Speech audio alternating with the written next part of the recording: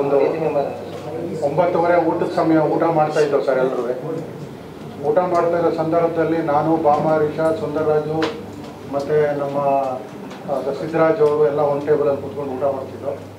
ಇನ್ನೊಂದು ಟೇಬಲ್ ಆಂತರ ಸತೀಶು ಮತ್ತು ನಮ್ಮ ರಥವರ ಮಂಜು ಅವರೆಲ್ಲ ಒಂದು ಕಡೆ ಒಂದು ಟೇಬಲ್ ಊಟ ಮಾಡ್ತಾಯಿದ್ರು.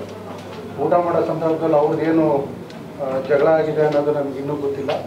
ಬಟ್ ಏನಂತಂದರೆ ಊಟದ ವಿಷಯ ನೀನು ಮಾಡೋ ನೀನು ಯಾರು ಹೇಳೋಕ್ಕೆ ನಾನು ಊಟ ಮಾಡೋಕ್ಕೆ ಅಂತೇಳಿ ಇವರಿಬ್ಬರಲ್ಲಿ ವೈಯಕ್ತಿಕವಾದಂಥ ಹೇಳಿಕೆಯಲ್ಲಿ ಎದುರುಗಡೆ ಊಟ ಮಾಡ್ತಿದ್ದ ಪ್ಲೇಟ್ನೇ ತೆಗೆದು ರಥವರ ಮಂಜಿಗೆ ತಲೆ ಹೊಡೆದ್ರು ಸರ್. ಆ ಪ್ಲೇಟ್ ಹೊಡೆದಿದ ತಕ್ಷಣ ಪ್ಲೇಟ್ 2 ಪೀಸ್ ಆಗೋಯ್ತು. ಪೀಸ್ ಆಗಿರೋದು ಆ ಪ್ಲೇಟಿಂದ ಅರ್ಧ ಪ್ಲೇಟ್ನೇ ತೆಗೆದು ಉಜ್ಜಿದ್ರು ಹಣೆ ಮೇಲೆ ಒಟ್ಟು 3 ಮಾರ್ಕ್ ಆಗಿದೆ ಸರ್. ರಥವರ ಮಂಜುವರೆಗೆ ಫುಲ್ ಡೆಪ್ತ್ ಆಗಿದೆ ಈ ಕಡೆ 2 ಕಡೆ. ಅದನ್ನು ಅವರು ಟ್ರೀಟ್ಮೆಂಟ್ ತೊಗೊಳ್ತಾ ಇದ್ದಾರೆ. ಇವತ್ತು ಸಾಯಂಕಾಲ ಅವರು ಡಿಸ್ಚಾರ್ಜ್ ಆಗಿ ಬರ್ತಾರೆ. ಒಂದು ವೇಳೆ ನಾನು 5:30 ಫ್ಲೈಟ್ಗೆ ನಾವು ಹೋದರೆ ರಥವರ ಮಂಜು ಅವರು ಗೋವಾದಲ್ಲೇ ಇರ್ತಾರೆ. ನಾವು ಇಬ್ಬರು ಕಂಪ್ಲೇಂಟ್ ಇವತ್ತು ಲಾಂಚ್ ಮಾಡ್ತಾಯಿದ್ದೀವಿ ಸರ್. ನಂಬರ್ 1. ಎರಡನೇದು ನಾನು ಮೊನ್ನೆ ನಾನು ಕಂಪ್ಲೇಂಟ್ ಯಾಕೆ ಲಾಂಚ್ ಮಾಡಿಲ್ಲ ಅಂತಂದರೆ ಅಲ್ಲಿ ನನ್ನ ಹಿರಿಯರೆಲ್ಲರೂ ವಾಣಿಜ್ಯ ಮಂಡಳಿಯ ಒಂದು ಗೌರವ ಪ್ಲಸ್ ನಾನು ವಾಣಿಜ್ಯ ಮಂಡಳಿ ಒಂದು 5 ವರ್ಷ ಕಾರ್ಯದರ್ಶಿಯಾಗಿ ಕೆಲಸ ಮಾಡಿದ್ದೆ. 4 ವರ್ಷ 1 ವರ್ಷ ಉಪಾಧ್ಯಕ್ಷ ಆಗಿ. ಸೊ ಈ ಎಲ್ಲ ಬೆಳವಣಿಗೆ ಇದ್ದಾಗ ನನಗೆ ಅಲ್ಲಿ ಅನ್ಕಾನ್ಷಿಯಸ್ಸಲ್ಲಿತ್ತು. ಸೊ ಅಲ್ಲಿ ಗೌರ್ಮೆಂಟ್ ಹಾಸ್ಪಿಟ್ಲಿಗೆ ಕರ್ಕೊಂಡು ಹೋಗಿ ಗೌರ್ಮೆಂಟ್ ಹಾಸ್ಪಿಟ್ಲಲ್ಲಿ ಇಂಥವ್ರು ಹೊಡೆದಿದ್ದಾರೆ ಅಂತ ರೆಕಾರ್ಡ್ ಕೂಡ ಆಗುತ್ತೆ. ಮೊನ್ನೆ ಏನಾಯಿತು ಬಿದೋದೆ ಅಂತ ಹೇಳ್ಬಿಟ್ಟು ನನಗೆ ಅಲ್ಲಿ ಮೂಗು ಮೇಲೆ ಒಂದು 14 ಸ್ಟಿಚ್ಚು, ಹಣೆ ಮೇಲೆ ಒಂದು 14 ಸ್ಟಿಚ್ ಆಗಿ ಬ್ಲಡ್ಡು ಕಂಪ್ಲೀಟ್ ಬಾಡಿ ಪೂರ್ತಿ ಆಗ್ಬಿಟ್ಟಿತ್ತು. ಸೊ ಕಣ್ಣು ಲೆಫ್ಟ್ ಸೈಡ್ ಕಣ್ಣು ಏನು ಕಾಣ್ತಾ ಇದ್ದಂಥ ಒಂದು ಸಂದರ್ಭ ಬಂತು. ಸೊ ಆ ಸಂದರ್ಭದಲ್ಲಿ ನಾನು ಫಸ್ಟು ಮೆಡಿಕಲ್ ಟ್ರೀಟ್ಮೆಂಟ್ ತೊಗೊಳಕ್ಕೆ ನಾನು ಬೆಂಗಳೂರಿಗೆ ಹೋಗಬೇಕು ಅಂತ ರಾತ್ರಿ 2:15 ಟ್ರೈ ಮಾಡಿದೆ, ಗಾಡಿ ಸಿಕ್ಕಿಲ್ಲ. ಸೊ ಇಮ್ಮಿಡಿಯೇಟಾಗಿ ಬೆಳಗ್ಗೆ ಫಸ್ಟ್ ಫ್ಲೈಟ್ ಇದ್ದಿದ್ದೆ 11:15 ಫ್ಲೈಟು.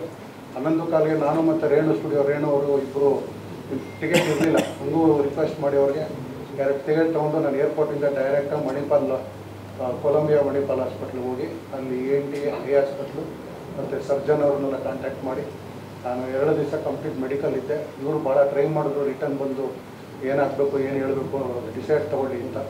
ವಾಣಿಜ್ಯ ನಿನ್ನೆ ನಾನು ಯಾವಾಗ ಈ ಟಿ ವಿಲೆಲ್ಲ ಮಾಧ್ಯಮದಲ್ಲೆಲ್ಲ ಬಂತು ನಾನು ಎಲ್ರಿಗೂ ಈ ವಿಷಯನ ಹೇಳಬೇಕು ಅಂತೇಳಿ ನನ್ನ ಮಾಧ್ಯಮಿಕರು ಯಾರು ಬಂದಿದ್ರು ಎಲ್ರಿಗೂ ಕೂಡ ನಡೆದಂಥ ವಿಷಯ ಪ್ರತಿಯೊಂದು ಕೂಡ ನಿನ್ನೆ ಕ್ಲಿಯರಾಗಿ ಹೇಳಿದ್ದೀನಿ.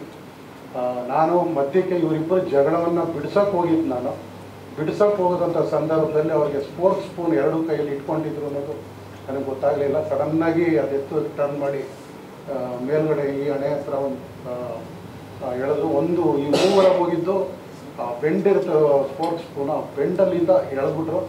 ಸೊ ಈ ಒಂದು ಸ್ಟಿಚಸ್ ಏನಾಗಿದೆ ಇದು ಮೂಗು ಓಪನ್ ಆಗ್ಬಿಟ್ಟಿತ್ತು. ಸೊ ಈ ಮೂಗು ಓಪನ್ ಆದಾಗ ಹೆವಿ ಬ್ಲಡ್ಡು ಒಳಗಿಂದ ಕಟ್ಟಾಗಿ ಬಂದ್ಬಿಟ್ಟಿತ್ತು. ಸೊ ಅಂಥ ಒಂದು ಸಂದರ್ಭದಲ್ಲಿ ಎಲ್ಲ ದಿಗ್ಭ್ರಾಂತವಾಗಿ ಏನು ಮಾಡಬೇಕು ಅನ್ನೋದು ಗೊತ್ತಾಗಿಲ್ಲ. ಆ ಸಂದರ್ಭದಲ್ಲಿ ಕರೆಕ್ಟಾಗಿ ನನಗೆ ನಾನು ರಾಜ್ಯಾಧ್ಯಕ್ಷರಂತ ಸರ್ ರಾಘವೇಂದ್ರ ಅವರು ನಾವು ಯಾವತ್ತಿದ್ರು ಅವ್ರನ್ನ ಏನೇನು ಅವ್ರಿಗೆ ಕೇಳದೆ ಮಾಡಲ್ಲ ಅಂತ ಬೇಕಾದ್ರೆ ವೀಡಿಯೋದಲ್ಲಿ ಚೆಕ್ ಮಾಡ್ಬೋದು. ಸರ್ ರಾಘವೇಂದ್ರ ಅವ್ರು ಬರೋವರೆಗೂ ನಾನು ಮೆಡಿಕಲ್ಗೆ ಹೋಗಲ್ಲ ಅಂತ ನಿಂತ್ಕೊಂಡಿದ್ದೆ, ಯಾಕಂದರೆ ಅದು ಕೂಡ ನಿಮ್ಮ ರೆಕಾರ್ಡ್ ಇದೆ. ಅಂಥ ಸಂದರ್ಭದಲ್ಲಿ ಏನಾಗುತ್ತೆ ಇಲ್ಲೆಲ್ಲ ಬ್ಲಡ್ ಹೆವಿ ಲಾಸ್ ಆಗ್ತಾಯಿದೆ ಅಂತೇಳಿ ಬಾಮಾರೀಶ್ ಅವರು ಮತ್ತು ಸಿದ್ದರಾಜ್ ಅವರು ಮತ್ತು ರೇಣು ಅವರು ನನ್ನ ಆ್ಯಂಬುಲೆನ್ಸಲ್ಲಿ ಇಮಿಡಿಯೇಟಾಗಿ ಕರ್ಕೊಂಡು ಹೋಗಿ ಅಲ್ಲಿ ಗೌರ್ಮೆಂಟ್ ಆಸ್ಪತ್ರೆಗೆ ಟ್ರೀಟ್ಮೆಂಟ್ ತೊಗೊಂಡು ನಾನು ಇಮಿಡಿಯೇಟಾಗಿ ಅಲ್ಲಿಂದ ಬಂದು ಇಲ್ಲಿ ಡಾಕ್ಟರ್ ವೀರೇಶ್ ಸರ್ಜನ್ ಅಂತೇಳಿ ನಮ್ಮ ಮಣಿಪಾಲಲ್ಲಿದ್ದಾರೆ, ಅಲ್ಲಿ ನಾನು ಚೆಕಪ್ ಮಾಡಿಸ್ಕೊಂಡೆ ಸರ್. ಮಂಜು ಅವ್ರು ಇವತ್ತು 6 ಗಂಟೆ ಫ್ಲೈಟ್ ಬುಕ್ ಆಗಿದೆ. ಒಂದು ವೇಳೆ ನಾನೇನಾದ್ರು 5:15ಗೆ ತಿರ್ಗಾ ಗೋವಾಗೆ ಹೋಗಿ ಕಂಪ್ಲೇಂಟ್ ಕೊಡಬೇಕು ಅಂತಾದರೆ ನನಗೆ ಮೆಡಿಕಲ್ ಸರ್ಟಿಫಿಕೇಟ್ ಈಗ ಕೊಡ್ತಾ ಇದ್ದಾರೆ, ಮೆಡಿಕಲ್ಗೋಸ್ಕರ ಬಂದಿದ್ದಾರೆ ಅಂತ ನಾನು ಈಗ ಕಲೆಕ್ಟ್ ಮಾಡ್ಕೊಂಡು ಅಗೇನ್ ಗೋವಾಗೆ ಹೋಗಿ ಇದೇ ಕಲಂಗೋಟ್ ಏನು ಸ್ಟೇಷನ್ ಅಂಡ್ರ್ ಬರುತ್ತೆ ಅದು ಅಲ್ಲೇ ಕಂಪ್ಲೇಂಟ್ ಲಾಂಚ್ ಮಾಡಬೇಕು ಅಂತಲೂ ಕೂಡ ನಾನು ಡಿಸೈಡ್ ಮಾಡ್ಕೊಂಡಿದ್ದೀನಿ ಸರ್. ಇವತ್ತು ಏನು ಇಲ್ಲಿ ಮಧ್ಯಮ ಮಿತ್ರರು ನಿಮ್ಮ ಜೊತೆ ಮತ್ತು ನಮ್ಮ ಕಾರ್ಯಕಾರಿ ಸಮಿತಿ ಎಲ್ಲ ನಿರ್ಮಾಪಕರ ಸಂಘದವರು ಮತ್ತು ಮಾಜಿ ಅಧ್ಯಕ್ಷರೆಲ್ಲ ಕೂತ್ಕೊಂಡು ಏನು ಡಿಸೈಡ್ ಮಾಡ್ತಾರೋ ಆ ನಿರ್ಧಾರನ ನಾನು ಗೌರವಿಸಿ ವಾಣಿಜ್ಯ ಮಂಡಳಿಗೆ ನಾನು ಈ ಕಂಪ್ಲೇಂಟ್ ಕೊಡಲೇಬೇಕು ಅಂತ ನನ್ನ ಮನೆಯಲ್ಲಿ ನನ್ನ ವೈಫು ನನ್ನ ಮಕ್ಕಳು ನನ್ನ ಎಲ್ಲರೂ ಕೂಡ ಇಲ್ಲ ನೀವು ಮೊದಲು ಕಂಪ್ಲೇಂಟ್ ಲಾಂಚ್ ಮಾಡೋ ಆಮೇಲೆ ಏನಿದ್ರು ಮಾತುಕತೆ ಅಂತ ಹೇಳೋದು. ಅದಕ್ಕೆ ಇವತ್ತು ಸಾಯಂಕಾಲ 5:15 ಫ್ಲೈಟ್ ಕೂಡ ನಾನು ಹೋಗ್ತಾ ಇದ್ದೀನಿ ಸರ್. ಈಗ ಕಂಪ್ಲೇಂಟ್ ಕೊಡೋದು ಕನ್ಫರ್ಮ್ ಅಥವಾ ಇನ್ನೊಂದು 2 ಅವರ್ ಬಿಟ್ಟು ಮತ್ತೆ ಮಾತುಕತೆ ಸಮಾಧಾನ ಮಾಡುವಂತ ಪ್ರಯತ್ನ ಆದರೆ ಅದು ಬಗೆಹರಿಸ್ಕೊಳ್ತೀವಿ? ಇಲ್ಲ ಬಗೆಹರಿಸಂತ ಇದಿಲ್ಲ. ಯಾಕೆ ಅಂತಂದರೆ ಈಗ ನೆಕ್ಸ್ಟ್ ಅದೇ ನಡೆಯುತ್ತೆ.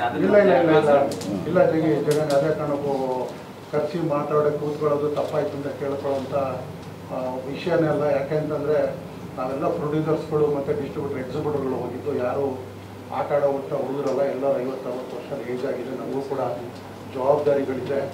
ಅಂಥ ಒಂದು ಸಂದರ್ಭದಲ್ಲಿ ಏನು ಗಲಾಟೆ ಇಲ್ಲ. 5 ನಿಮಿಷ ಮುಂಚೆ ನನ್ನ ಹತ್ರನೂ ಮಾತಾಡ್ಕೊಂಡು ಡ್ಯಾನ್ಸ್ ಜೊತೆಗೆ ನಿಂತ್ಕೊಂಡ ಎಲ್ಲ ಕುಣಿದಾಡಿರೋದೆಲ್ಲ ವಿಡಿಯೋ ಇದೆ. ಸೊ ಅಂಥ ಸಂದರ್ಭದಲ್ಲಿ ಅಷ್ಟು ಬೇಗನೆ ಅವನು ಎಷ್ಟು ಯಾಕೆ ಈ ಥರ ಮಾಡ್ದ ಅನ್ನೋದು ಕೂಡ ನಮ್ಗೆ ಇವತ್ತವರೆಗೂ ಇನ್ನೂ ಕೂಡ ನಮ್ಗೆ ಡೈಜೆಸ್ಟ್ ಆಗ್ತಾ ಇಲ್ಲ ಸರ್. ಇದು ಚುನಾವಣೆ ವಿಚಾರವಾಗಿ ನಡೆದಿರುವಂತಹ ಗಲಾಟೆ ಅನ್ನುವಂತ ವಿಚಾರ ನಮಗೂ ಬಂದಿದೆ ಸರ್. ಚುನಾವಣೆ ಚೇಂಬರ್ ನೆಕ್ಸ್ಟ್ ಚುನಾವಣೆ ಏನಿದೆ 2024 ಚುನಾವಣೆ ಇರೋದು ಸೆಪ್ಟೆಂಬರ್ ಅಲ್ಲಿ. ಚುನಾವಣೆಗೂ ಅದಕ್ಕೂ ಸಂಬಂಧ ಚುನಾವಣಾ ವಿಷಯನ ಸತೀಶ್ ಒಂದು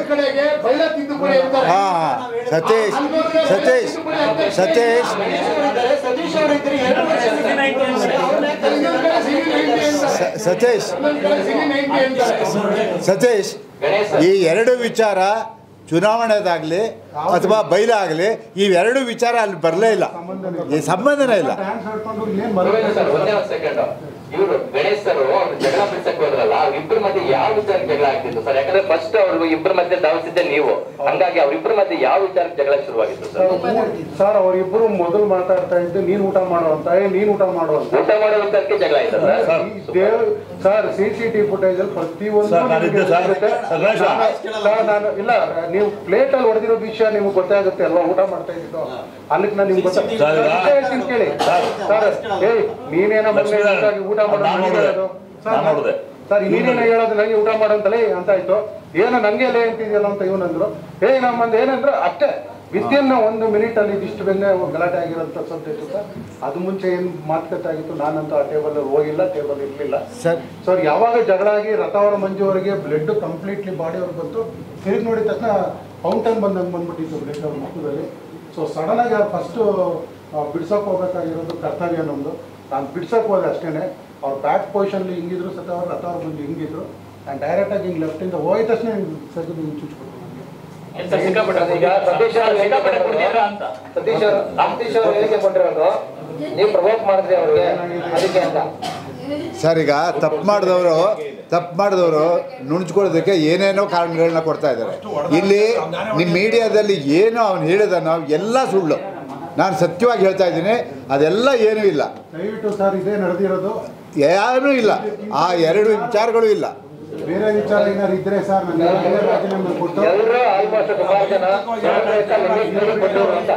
ಹರೀಶ್ ಅವರ ಇದನ್ನ ಬಿಟ್ಟು ಏನಾದ್ರು ವಿಷಯ ಇದ್ರು ಕೂಡ ನಾನು ಈಗಲೇ ರಾಜೀನಾಮೆ ಕೊಟ್ಬಿಟ್ಟು ಮಂಡಲ ಸದಸ್ಯತ್ಗೆ ರಾಜೀನಾಮೆ ಕೊಟ್ಟು ಡಿಕ್ಲೇರ್ ಮಾಡಿಸ್ಬಿಟ್ಟು ಯಾವುದೇ ಹಿಂದೆ ನಾನು ಅಲ್ಲಿ ಎದುರುಗಡೆ ಮಧ್ಯಕ್ಕೆ ಹೋದಂಥ ವ್ಯಕ್ತಿ ನಾನು ಅನುಭವಿಸ್ತಿರೋದು. ಯಾಕೆಂದರೆ ನಮ್ಮ ತಂದೆ ಒಂದು ಸಾಕಿ ನಾನು ಇಲ್ಲಿವರೆಗೂ ತಂದೆ ನಾನು 56 ವರ್ಷದಲ್ಲಿ ನಾನು ಒಂದೇಟು ನಾನು ಹೊಡೆಸ್ಕೊಂಡಿರೋದು ನನಗೆ ಗೊತ್ತಿಲ್ಲ ಸರ್. ನನಗೆ ಇನ್ನೂ ನೆನಪಲ್ಲೇ ಇಲ್ಲ. ನಮ್ಮ ಅಪ್ಪ ಹೊಡೆದಿರೋ ಪ್ರಕಾರ ಯಾವ ರೀತಿ ಅಂದರೆ ಈ ಮೂಗೆ ಓಪನ್ ಆಗ್ಬಿಟ್ಟಿತ್ತು ಸರ್. ಹಿಂಗೆ ಅಂತ ಕೋಪವನ್ನು ಅವ್ನು ನಾವೇನ್ ಮಾಡಿದೀವಿ ಅನ್ನೋದು ನನಗೆ ಅರ್ಥ ಆಗಲಿಲ್ಲ. ಗಣೇಶ್ ಈಗ ಅಂತ ಕೋಪ ಬರಕ್ಕೆ ಒಂದು ಎಲ್ಲರೂ ಕೂಡ ಪಾರ್ಟಿ ಮಾಡಿದ್ರಿ, ಎಲ್ಲರೂ ಕೂಡ ಸಹಜವಾಗಿ ಇದ್ರಿ.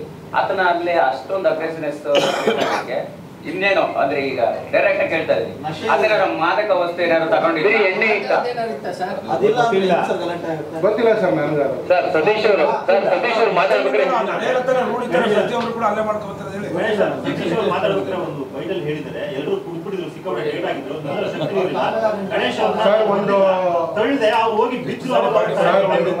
ಸರ್ ನಾನೊಂದು 36 ವರ್ಷದಲ್ಲಿ ಒಂದು 25 ವರ್ಷದಿಂದ ಕುಡಿತಾ ಇದ್ದೀನಿ ಸರ್. ನನ್ನ ಮನಸ್ಸಿಗೆ ನನಗೆ ಎಷ್ಟು ತಾಕತ್ತಿದೆ ನಾನು ಅಷ್ಟೇ ಕುಡಿಯೋಕ್ಕೆ ಸಾಧ್ಯ. ಹಂಗಂತ ಕುಡಿದ್ಬಿಟ್ಟು ನಾನು ಕೆಳಗೆ ಬೀಳೋದಕ್ಕಾಗಲ್ಲ. ನಾನೊಂದು ಪ್ರತಿಷ್ಠೆ ಇರುತ್ತೆ ಅಂತವನು. 9 ಗಂಟೆಗೆ ಬಸ್ಸಲ್ಲಿ ಎಲ್ಲರೂ 2 ಬಸ್ಸಲ್ಲಿ ಹತ್ತದಾಗ್ಲೇ 7 ಗಂಟೆಗೆ ನಾವು ಹೋಗಿ ರೀಚ್ ಆಗಿದ್ದಾಗ 6:30 7 ಗಂಟೆ ನಾವು ಸ್ಟಾರ್ಟ್ಸ್ಗೆ ಕ್ಲಿಯರಾಗಿ ಹೇಳಿದ್ದಾರೆ. 9 ಗಂಟೆ ಒಳಗೆ ಎಲ್ಲ ಡ್ರಿಂಕ್ ಸ್ಟಾಪ್, 10 ಗಂಟೆ ಒಳಗೆ ಊಟ ಸ್ಟಾಪ್. ಬೆಳಗ್ಗೆ ಎದ್ದು ಎಲ್ಲರೂ ಇಂಥ ಲೊಕೇಶನ್ ಕರ್ಕೊಂಡು ಹೋಗ್ತಾ ಇದ್ದೀವಿ, ದಯವಿಟ್ಟು ಎಲ್ಲರೂ ಮಲ್ಕೋಬೇಕು ಅಂತ ಕ್ಲಾರಿಟಿಯಾಗಿ ಅಧ್ಯಕ್ಷರು ಕೂಡ ಎಲ್ಲರ ಮುಂದೆ ಹೇಳಿದೆ. ಅದು ಕೂಡ ಯಾವ್ದಾದ್ರು ವಿಡಿಯೋ ರೆಕಾರ್ಡ್ ಆಗಿದೆ, ನೀವು ಕೇಳ್ಬೋದು.